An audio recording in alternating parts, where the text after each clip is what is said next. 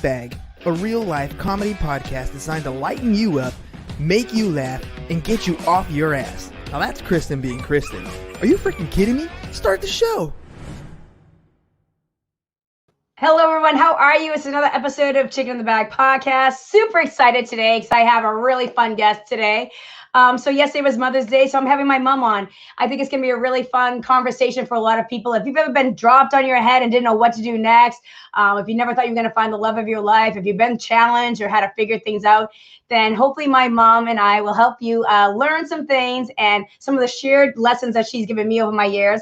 So another reason I wanted to bring my mom on is because I've been on a lot of podcasts lately. And when a lot of people ask me, like, who's Kristen and how did Kristen become Kristen, or different things that I've learned or different ways that I approach life, I have to kind of sometimes think back. And I realize a lot of it came from a lot of the lessons that she's given me. So I'm going to bring her in here. Her name is Joyce D'Orlando, and I call her Mom. So let's bring in Joyce. Hello, Mom. Hi, darling. How are you? I'm fine, thanks, honey. Well, thanks so much for joining us today. I know this is a little out of your comfort zone, but the reason I wanted to bring you on is because, yesterday was Mother's Day, and a lot of people were putting posts out saying like, oh, my mom's my hero, my mentor, and all these wonderful things that people were saying about their moms. And I feel like you're a woman of so much lessons. And I was like, I would regret the fact that if I didn't have you on and have this opportunity to have a conversation. So I figured, why not? Let's just do it today. So hello. Well, hello, sweetheart. Thank you. You're just too kind, and your words are wonderful. Well, thank you, Mom. So one of the things I was saying in the beginning of the show is that I've been on a lot of other people's podcasts lately, and they ask me a lot of questions like, when I had hard times, how have I found the strength to come through certain things? And every time I tell the stories, it really goes back to our early years and our childhood. You were a single mom.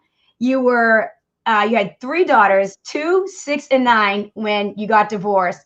And, you went from a big, beautiful house in this beautiful community to a tiny little 2-bedroom apartment in a working class community. When that happened, how did you find the strength to pick yourself up and start over? I think every day was just a new challenge. And I think that I had 3 young children, and I had to just depend on my own strength. I had to just kind of gear up and just go for it. It was hard. It was hard. I'm not saying it wasn't. I found myself with no job, no husband, no home, and going to an apartment from a big home, getting rid of furniture, no health insurance, no. So I went to a little program called the Cedar Program in Somerville. And it was about a week when they called me, and they told me that they had a job for me.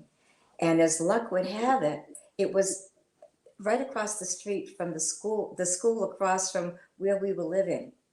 So, the good Lord shone down on me on that. So I was thrilled. And it was working at the school that you children went to for elementary school. So I was able to come home with you after school, and it was wonderful. And that lasted until you got out of school in May or June. Then I had no job again. So I went to a program at City Hall, and it was such a novel experience. They were closing a lot of the schools in Somerville at the time. Right. It was a mapping project, and I met so many interesting people there. And from that, when that ended, I found a listing in the paper for Leslie College. So I went to Leslie College, and I found a job with the vice president of Leslie College. And from there, it just went up and up, made a little more money each job that I found. And you girls were my life, my inspiration, my everything. Well, it's inspirational to me because I think back to sometimes, a lot of women today are trying to do it all, and some of them have a college degree and some of them have, careers for themselves. And you're somebody that kind of had to build your career with little kids and kind of learn and do as you went along. And it was a really great experience for us to watch you. But another thing that was really interesting about you, you love to perform. And when everything was falling apart for you, you were performing in cabaret. I mean, where did you find the strength to get into a community theater program everything in your world was kind of falling apart? Well, as you know, I danced for years and I taught when I was younger. And dancing was always my form of self expression. And it was my way to work myself out of what could have been a bad, bad depression. Right. And I could have turned to many, many different things. So dancing was always been my outlet and my way of expressing myself. And so I saw an ad and I went and I auditioned, and as luck would have it, I got the part, and it was wonderful. It really got me through a really tough period. Uh, Hmm. but I have to say that I think for a lot of children, the arts are such a form of self-expression. When you were younger, uh, they had a gifted and talented program at school, and the teachers recognized that you had talent. So they sent you. A big mouth, you mean? Yeah. Well, you know what they said, Kristen. If you're quiet at the end of the class, you can have 15 minutes. Right, exactly. But mom, I think that's one of the things I love about you is because there was a couple lessons that you gave us as little girls, right? And one of your lessons was that you didn't like liars and cheaters and Nope. snakes. So And what was it about that that you would still? and sneaky children. I hated sneaky children. What did you hate about sneaky children and liars? Why was that such a skill set? Oh, because character is formed if you don't possess. That's what makes character. Right. Don't be a sneak, a liar, or a cheat. So character is very important to you because I Character. I always that's why it goes back to all these things for me, like what's important to me, like character. It's like authenticity. So a lot of that I think goes back to a lot of your early lessons. Another lesson of yours that you always said to us: walk to the beat of your drum, be a leader, not a follower. Why was it being a leader and not a follower so important to you? Because I think being a follower will lead you down many roads which are not wise. Right. Um, I can't say that. I always used to say there's two roads. There's the high road, and then there's the easy road and the hard road. And the hard road sometimes is the best because it leads to the best. The easy road sometimes doesn't have the same outcome. Mm-hmm. So, Yeah. but I always trusted. I wanted each of you to be individuals. I didn't want you to be carbon copies of each other. I wanted you to work to your own strengths, and I think you have. I mean, it's pretty evident. Susie, a nurse, Debbie, a research analyst, and you were a bartender and comedian, and you're sort of an entrepreneur. You're just a lot of everything. So And I think a lot of the things of why I think I'm not afraid to try things is probably from watching you because you are somebody that like just takes things on and just does. And I think that right now we have a lot of people that sit there and say, oh, it's easy to get caught up in like what's not going well. But watching you growing up, you could take the most horrific situation and make it oh, seem yeah, and make it seem so we had magical. oil. Everyone was she. Right. So I was going to tell everybody the story. So anybody that's listening, I can remember like one time, my mom's paycheck was coming in the next day or two, and we didn't have any heat for the night. And we got home from school, and my mom, God bless her. I mean, single mom, she always had breakfast on the table. She always had dinner on the table at night. And looked like $1 million when she left for work and did it all on like a shoestring budget. So I don't know. She was like TJ Maxx for the minimum. This is the woman. But one of my favorite stories is when we were little girls, she didn't have heat one night. So we got home and she had sheets hanging on either door in the kitchen. She had the stove open, popcorn, hot chocolate, and she took the tube television and put it on the kitchen table. And we got home, we were like, oh my God, we get to do homework in the kitchen and watch TV at the same time. We are so blessed. And it was like the worst situation. We didn't have goddamn heat, but she just made it fun. So mom, how did you, because you never like really cried or flipped out, how did you kind of just keep your head just up and just kind of lead with example? I, I think there's a little part of me that never grew up. I love that. I always tried to make things, I didn't want to burden you all with all the things that were going on. So somebody has to be a mature person, especially if another parent isn't around. Someone has to take the hard road. And I think that I just was playful. I just, you girls were my life, and we just had a great time We together. really did. Yeah, we did. And it's funny because, that little 2-bedroom apartment, when I look back at some of the older pictures, I'm like, oh my God, it was so bare when we moved in there. And then as years came, you would go find like a little picture at like some place and hang on the wall, and you'd light your candles, and you'd always have the music playing. So for us, it was Oh, just we kind of did. It was, always had the music playing. We were oh, always dancing in the kitchen. mhm. Yeah. Very It- important, very important. And I don't know. It was a different day and age, right. and today's world is so different. And Right. I do feel for parents today. Excuse me. Stir the sauce.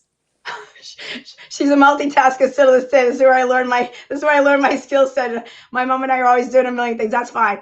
So the thing is also, when you were saying like parents today have a lot more to compete with. I mean, They because do. I'll tell you a funny story, because I can still remember talking about what parents have to deal with today with social media and influences. I can remember being a little girl and a music video was on the television, and the women were fist fighting over a man, and you walked over and you shut that television off and you go, "We do not fight over men in this house." Do you remember that one? It was I a do. Diana Ross video. Yeah, I do. I do. Yeah. And when we watch things,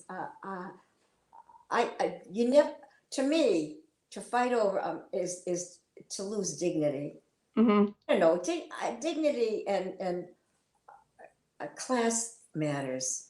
Class matters, right? Yeah, you're classy, but you're still a little sassy, Joyce. I You have have a little, sass. Oh, yeah. I hope I always remain a little sassy.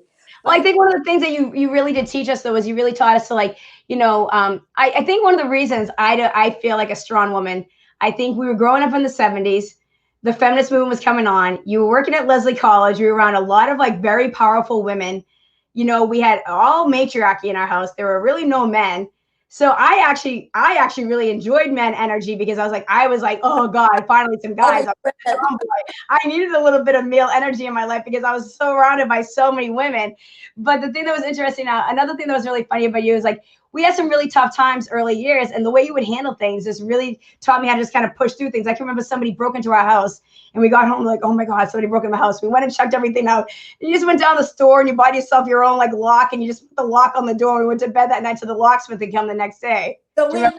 at home, and it was February, and we were on the first floor apartment in Somerville, and somebody broke in, and the door was hanging off. The front door was hanging off, and I said, "How am I going to put my 3 children to bed with no with no door?" So Right. I went to Tags in Porter Square. I got up one of the latch hooks, and I It happened. Oh my God, Mom. I mean, seriously. what about the snowstorm? Oh, when the car broke down? Tell me that one, Mom. That's a good No, one. no, no, no. I carried the bundles home from camp. Right. Yeah, and what did I And do? you buried my mother was carrying home a bunch of bundles, and she got too tired carrying them home, so she buried them in the snow and told us where they were.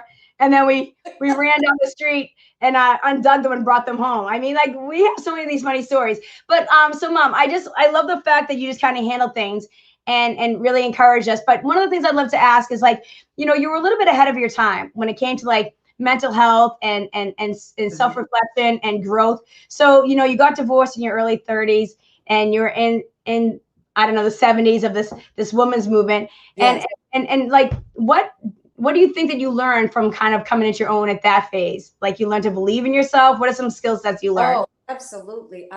Nothing really shakes me too much. Nothing really shakes me too much now. I think I learned to just roll along, take day by day, and the next day will be better. Mm-hmm. Where do you think you learned that that can-do attitude? Like, did you learn? Was it from your parents? First of all, I think like you, I think I was hyperactive and had a little bit of anxiety, and I just was always in perpetual motion. So I think for me, just to do a million things at once was just pretty normal. Thinking back, I think I was hyperactive as a child. I always wanted to be dancing, and I didn't want to sit. And I guess I might have driven my mother crazy, not realizing that I was hyperactive. What about in schools? How do schools treat you with that attitude at that age? Because that was back in the days of Oh, the nuns. I went to a very strict parochial school. Okay. It was before corporal punishment was banned, and those nuns didn't put up with any. Not, but I was very good in school. Okay. But I did get hit across the head, and I got stood in the waste paper basket, kindergarten. I mean, so My God, Mom. they were just. But I had some wonderful nuns that Mm. I really loved, and I wouldn't regret my days in parochial school. No. No, What do you think you got out of them? the discipline and the Mhm. structure was good for me. Was So really good, I and I think that's, remember yeah. I used to go to they had a world missions, and I always remember I was fascinated because they would have nuns, and nuns come from all over the world, black nuns, Chinese nuns from the Belgian Congo, and I used to go around and take little pamphlets from all these different countries, and I can remember just it was just so enlightening to me. Right. It just made me love people of all kinds. Yeah, I know that's funny because that's one of the things I'm so blessed I, about because we were really lucky to grow up in Somerville because we had a lot of diversity around us. And then, you had students from all over at Tufts, I mean, at Leslie, and then you went and worked at Harvard, and we used to go to visit you in Harvard Square. So we were really blessed to have so much diversity around us. You had friends from so many different types of backgrounds, and we would go to different types of churches to see, your friends sing at one church or stuff like that. So oh, I do. kind of like music and the arts, and you really encourage the arts. And Yeah, I was really went grateful for to that. church where Gerald Payne's wife was a minister, and Right. it was an all black church, and we had The 2 hours. best time. It was the most wonderful service. Remember? Music and the people were just unbelievable. It was like I really felt, to me personally, I was like, can we come here every week? So I felt so much more at home there than the church that you would drag me to. I was like, this is my church. But that's Uh, what I love the fact, you always had Motown playing and like you loved music. What is it about music that was that like kind of like your escape? Is that something that you really leaned on no, in the early years? to feel music or you don't. I think music is just so inherent in some people that it brings out different emotions. I mean, I love classical from classical to I just love music. Hmm. It nurtures my soul. Hmm. So, Mom, you raised three girls. That's a lot of female energy in one house. Yes, A lot it of, is.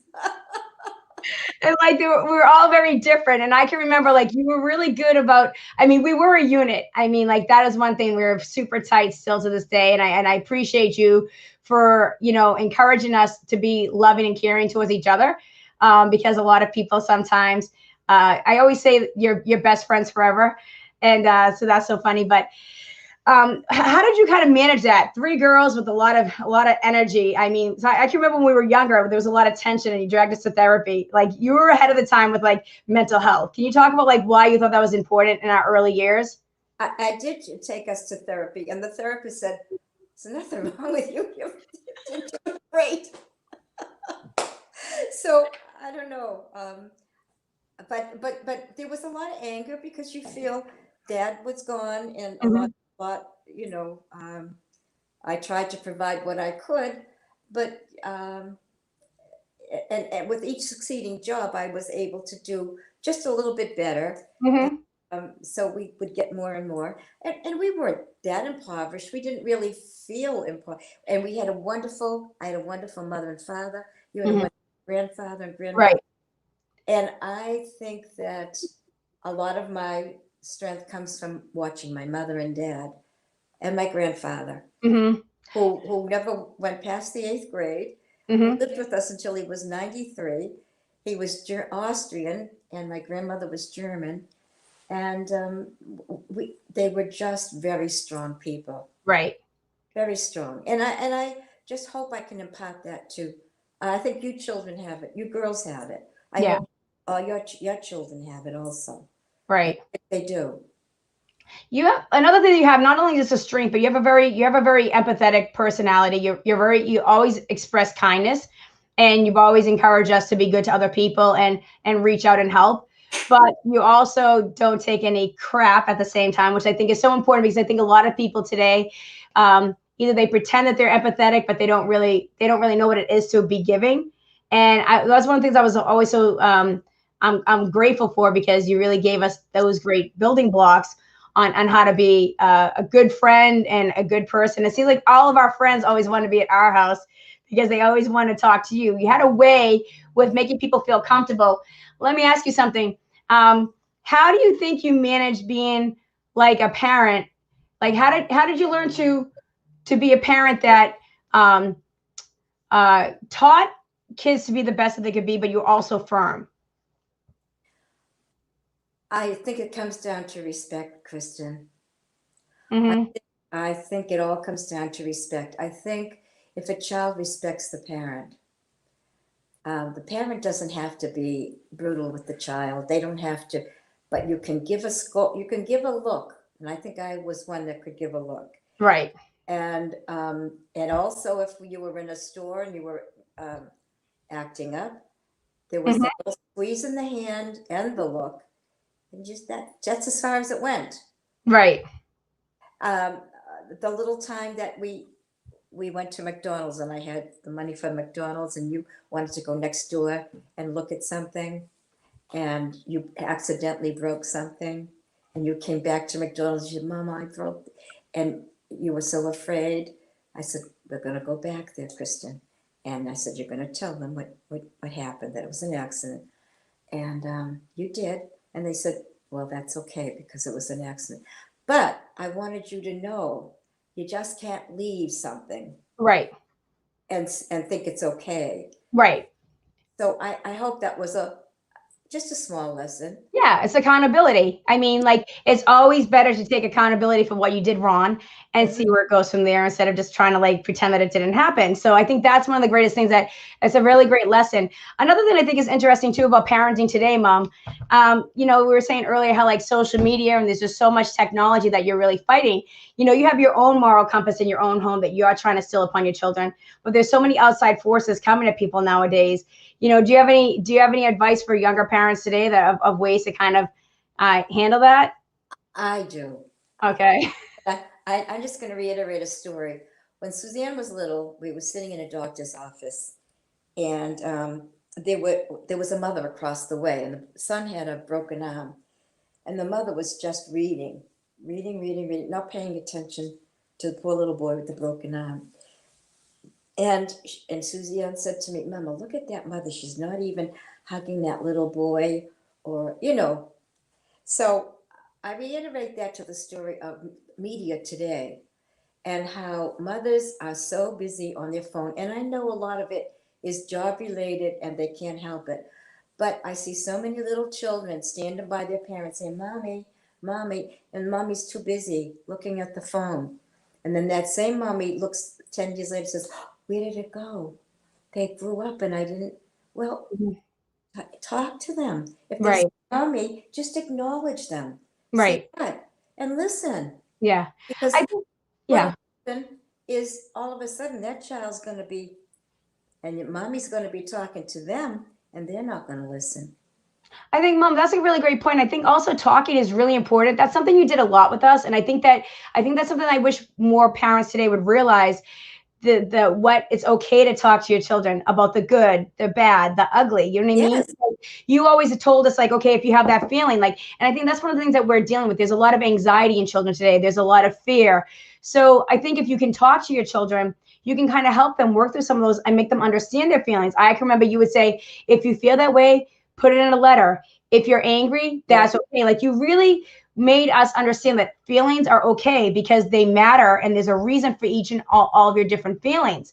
So I think a lot of parents today are afraid to talk to their kids about difficult topics, or don't want to talk about their childhood or where they came from. But I really think that's really helpful to kids because it teaches them a lot. Like, I learned so much at Nana's house on a dinner, to sit around the Oh, yeah. table, hearing about different things, Yeah. and being out in the garden with Papa, or then just you talking about some of your life experience, because it really teaches you. So then you have something to kind of give to your child when you become a mom. What's So yeah. what I think what is sad today is everybody lives in these big mansions and they don't really know each other. they don't really talk much to each other about family values or the ancestors or uh, children really don't know themselves because they're so busy being shuffled around today. And I'm not saying that it's bad to do that, but I'm saying that there's got to be more conversations with children.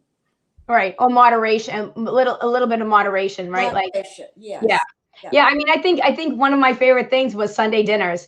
You know, you would always make Sunday dinner and you would light the candles on the table and you would make it fancy. And it was kind of cool for us because we always felt like, ooh, it's Sunday dinner, like we were going someplace special. What made you think of doing that? Because you couldn't get out to a restaurant, or what made you do No, that?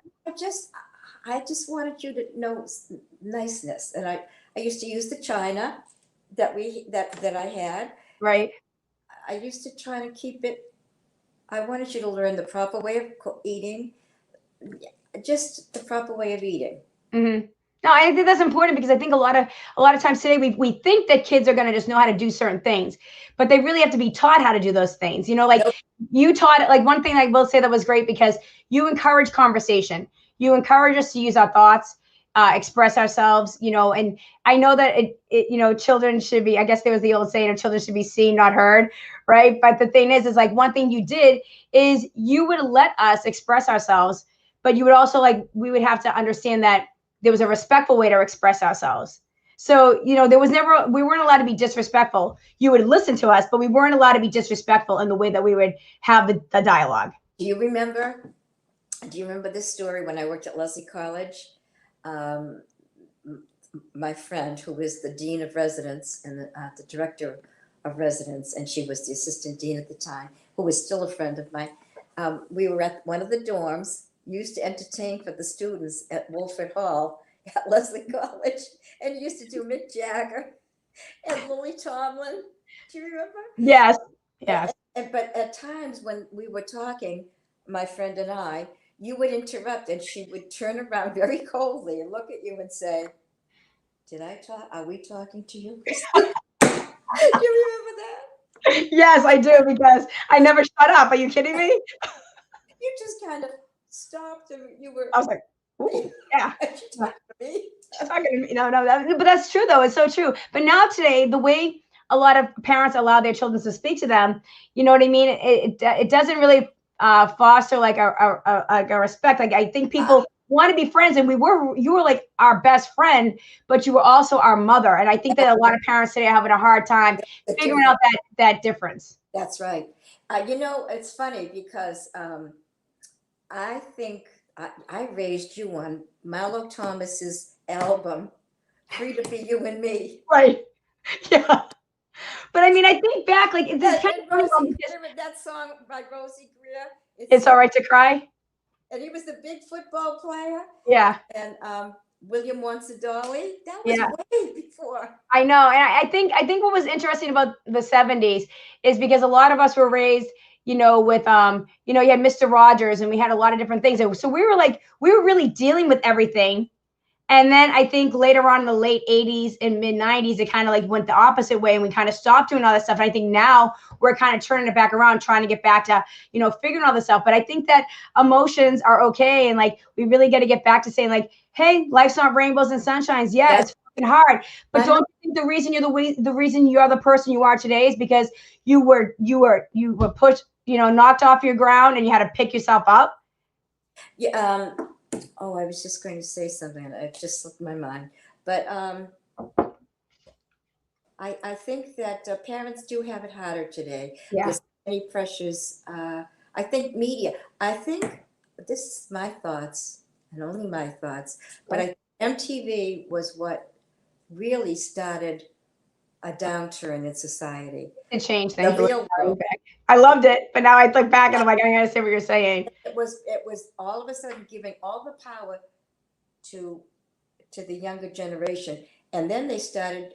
You would notice the shows on TV where mothers and fathers were made fun of. They were like stupid. They didn't know anything. Right. My day, we grew up. Moms and dads were role models. Right. Yeah. To look up to. I feel bad today because the media has put nobody in a position of respect. They're tearing everybody down. Yeah, it's true. I see that sometimes too. That's They something have I think too. dirty laundry, and uh, maybe we were naive in my day, but we had Walter Cronkite, and we had that told the news at 6 o'clock and 11 o'clock. We didn't get bombarded All day long. all day long, Yeah. like psychiatrists to the world. Yeah. It's too much for the mind to take in. Yeah, I think that's a good point because I don't think people are really mentally able to take on so much difficult stuff. All I mean, especially since we haven't done the right job mentally with helping people with mental health and dealing with feelings and dealing and healing. You know what I mean? We've had so many years that we ignored all that. Now we have like a huge problem with it, and then we're just bombarding people with information 24/7, and the average person can't keep up with all of this information. It's So causing I anxiety, totally agree with you. causing terrible anxiety everywhere. Yeah. I think people have to learn how to shut off all of the gadgets right now. Yeah. I know it's hard because everybody's addicted to it. Attached to it. Everybody Yeah. wants to know if they post something. Did somebody post back? It's all when you Yeah. stop and think about it, it's really nonsensical. Yeah. Well, I think also we see that on holidays, right? Don't you see it on Yeah. the holidays where you just open a gift and you would just be really happy to be with your family, and now within 10 seconds people are seeing like, what did somebody else get? Oh my God, this person got a better gift than me. And then it's actually putting that anxiety to people to keep up with other people. And that Yeah. is something that we never I, cared about keeping up with no, people. we didn't have that. No, it was so much simpler. It was just we were in the moment. We weren't. It's funny you say that because my guest last week talked about being in the now, and one of my favorite regulars always is talking about being in the now, and I think that's something that we're really have lost lately in society because we think we're in the now, but we're not in the now about the things that we need to be in the now about. You need to be in the now about with the people that are in your home, and that's one of the things that we always had. Like we had our unit, like me, you, Debbie, Suzanne. We were like the foursome. Like we were like a force. Like it was like Olga, the force. remember Olga from Leslie College? Oh yeah, your other friend. Yeah, she was She used from to Norway.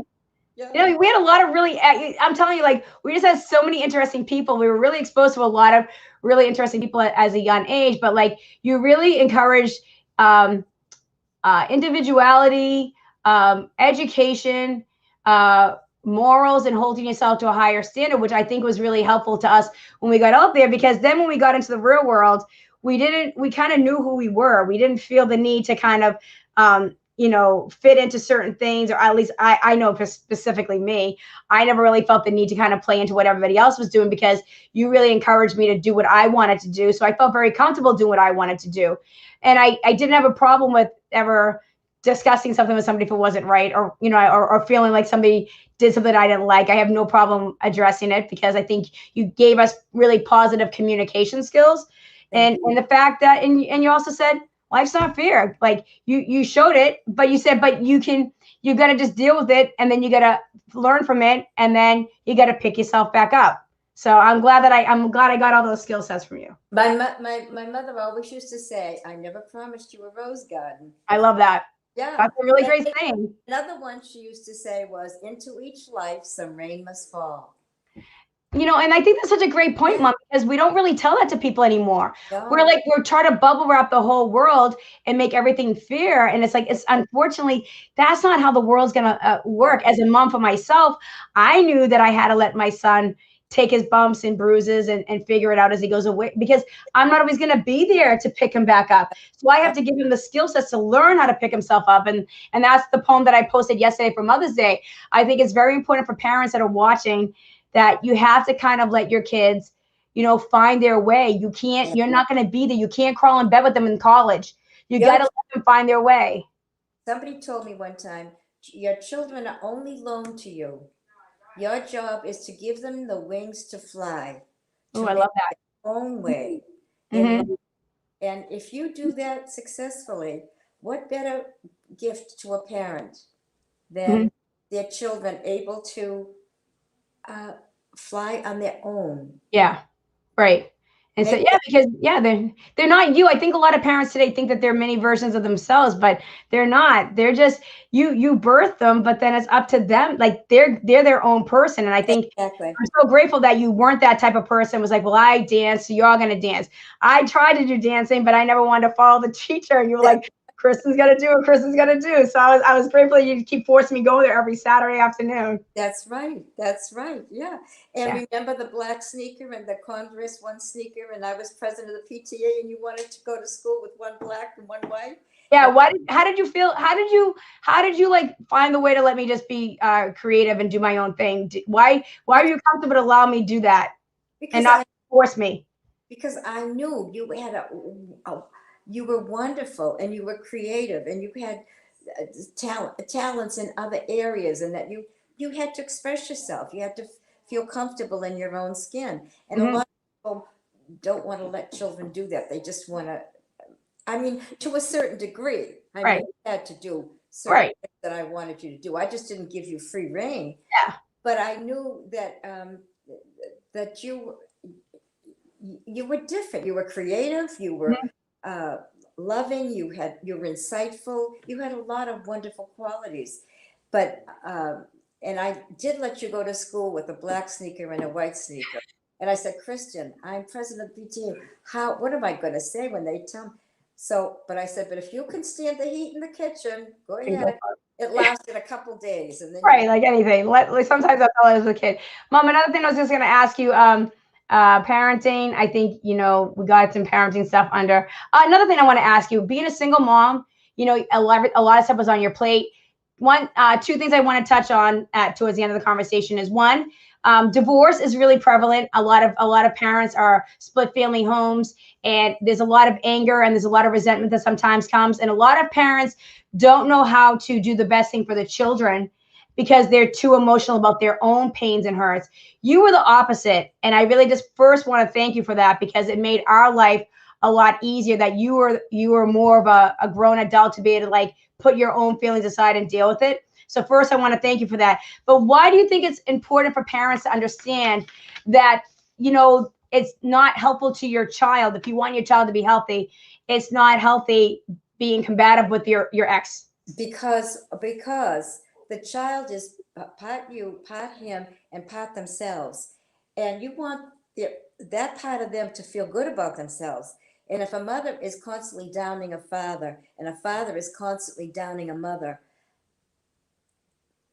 they don't feel good about themselves. Mm-hmm. So you're better off.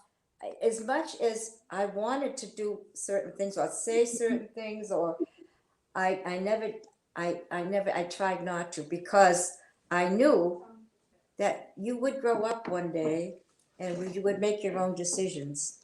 And it's hard as a parent not to want to do the Right. other, but someone has to be the more mature Right. relationship. Right. And it's more beneficial to the children because then they can kind of learn their own way, and then That's right. it's Make more their own helpful. decision. Another thing that How I many want, times yeah. do you see mothers who keep children from their divorced father, or divorced fathers who keep the children from the mothers? And then the child grows up and they say, why did you do that? Because most people, as they age, they mellow and they become softer and more gentler, and they're different people. So if a mother keeps their child from their father, the mother gets the anger in the end. Yeah. Yeah, I think that's true, because if you sit there and you try to punish somebody else, you're really just punishing yourself, because you have that anger kind of keeps Absolutely. sitting there, unless you just kind of deal with it and just put it in a place and say, that's a situation, but right now I have to do what's best for them. And I don't know if anybody knows this, but you're remarried now. We're gonna get into power in a minute, but dad spends all his holidays. We spend our families together as one big family for all our holidays. Your new husband, your ex-husband, and all your children and their grandchildren. And one of the things I love about that when our holidays come is I'm grateful for you for that, because it makes our lives a lot easier when you're an adult and you have a husband or a wife and you have to spend your holidays trying to get to two different family houses. And if you have a divorced family and you have to try to see, are you going to see mom? Are you going to see dad? And then you're going to see it makes it so stressful for kids. So, I mean, I think it's kind of like should be a goddamn talk show, or like a reality show, because it's pretty entertaining some years. But I actually would just want to say thank you for being a big person that can join with everybody together, because it makes the holidays a lot easier. And sometimes they're funny. We have a good time, right? We do. We Yeah, do. we So do. So, Mom, a lot of women get divorced, and they are either turned off by marriage or relationships, or men, same thing. And a lot of people think, I'm never going to find anybody, I'm never going to meet anybody. And you are now remarried to John, and we call him Pa. And you guys met later on in life. So, what do you have Well, to tell people about meeting a soulmate later in life? well, we knew each other all our lives, honey. Right, which is so And crazy. John is one of my best girlfriends of 60 some odd years. It's her cousin. It's crazy. Now, we all through the years, he's always been close to me. His wife passed away at a very young age, and I knew him since I was 13. It's crazy. But we just were never Around each other. Yeah. attracted to each other. I mean, Yeah. and then we went to a wedding, and we danced together, and my friend had been asking me to see him, for a couple of years. I kept You saying, like, and then there was a lot that went on. He did ask me out, but Nana was sick, and yeah. Debbie was getting married, so I put it off. And then finally he called, and you girls said, "Mama, go ahead and go." You remember? Yeah. Yeah. So 25 years later, That's awesome. That is so great. I love him, and we he's got such married a in our soulmate. 50s. Huh? We got married in our 50s. So tell all the women out there that, Right. sometimes it just comes along when you least expect it. Right. And I mean, you did have a boyfriend when we were younger, and he had a couple daughters, and you had 3 daughters. It's like the mending of the Brady Bunch. It was like 7 girls on vacation holidays. You guys dated for a long time, but you just never got married. But he was a really great another really great male role model for us as little kids, because he was a very smart guy, and he really built vocabulary and played Scrabble, and he really encouraged our education. So Yeah. he was really helpful. But then we met Pa, and And now that, and Johnny's. that was an important part of my life, because I was only 30 when Dad left, and I was still a young woman, and I kept saying, am I ever going to be loved again? Am I ever going to have somebody, to take me to dinner, or just sit across Mhm. from, and so Right. and then after him, we didn't have anybody until I For a met. long time. Till Pa. Yeah. So yeah, it was a long time, but I could go on and on. I don't want to I bore know. Mom, anybody. one other thing I want to say is, when you were a young mom, and you were just going through everything on your own, sometimes you would kind of get overwhelmed. And I think a lot of us women today are juggling it all. We're doing it all, right? And I mean, you always made it look easy, but there were times that you said, you know what, I need a break. And you would kind of like drop the kids off at Nana's, and you would go away for just like a little sabbatical for yourself up to like Maine Overnight. overnight, right? And I so would. what made I you always. realize, what made you have the guts to do that? Because I was kind of cutting edge. A lot of women weren't taking off. I mean, we had the commercials, Calgon, Take Me Away, back in the 90s. But what made you, is that what inspired you to say, hey, I'm going to take a night away? I did. I said, I came to a point where I felt so strong that I felt almost like brittle, like I could just break. You know what I mean? I felt like it was this false sense of, and I think that happens to people when they're at they need a break. Yeah. And I felt like I could jump over a car. I felt superhuman, but yet brittle. So Not too tight. So you just knew that you needed a little decompression. I need a decompression. So I dropped him off at Nana's. I had a broken down car, and Yeah. I drove to Maine, to a little place called the Grey Gull Inn. I Hmm. don't even know if it's there yet. And it was just on the Rocky Coast. And I drove at 10 o'clock at night by myself. And I didn't get there until, I guess it was 10 o'clock at night. Yeah. Innkeeper. It was like something from one of those horror Horror movies. movies. You're like, I might not get out of here. Right up the other side of the hill up in Maine, the moon shining. I get to this inn on the water, and the rocks are there, and I knock on the door. He opens the door, but it was wonderful. I climbed. They had one of those real high beds like you would have in your Yeah. grandma's home. Yeah. Climbed up in the bed, and I just felt, the waves were crashing down on the, and I had a little nice breakfast the next morning. Mhm. And then for dinner, I went by myself across the street, or down the street, for a little restaurant. I had a book, so I sat and ate and read my book. Yep. back and went to bed. It was wonderful. I went home. I felt like a new person. I love that, Mom. So, like, as we wrap up, what do you have for advice for women or parents out there? Like, for maybe one tip for parenting. How to parent more effectively if you're feeling overwhelmed, and second one for women that are doing it all. A piece of advice for them to find themselves or keep themselves keep a piece of themselves. Oh, that's such a hard question in this day and age. I know. I just think be true to yourself, be good to yourself. In my day and age, we didn't do pedicures, manicures, all that, but your soul, keep your soul and your energy level up, and speak kindly, kind words to children, and be understanding. They Yeah. have stresses. They're not happy every day, and just like we're not happy every day. That's a great point, Mom, because I think a lot of parents don't realize that. They They expect think they're kids just to a be kid. happy every day. No, they're not going to be happy. They have their own little stresses. So sit and talk to them, or just if they need to be quiet, just say, "Are you feeling?